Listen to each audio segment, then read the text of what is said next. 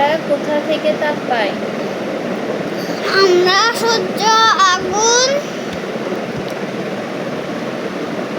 তড়িৎ থেকে তাপ পাই। কি কি খাবার খেলে শরীর ভালো থাকে? শাকসবজি, মাছ, মাংস, দুধ, ডিম।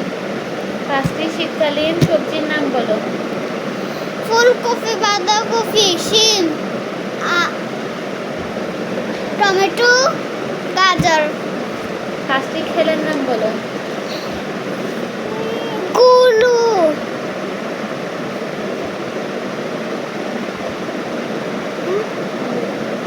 লুডো, হাডুডু, ফুটবল, দাবা, মার্বেল। 5টি পোষা প্রাণীর নাম বলো। কুকুর,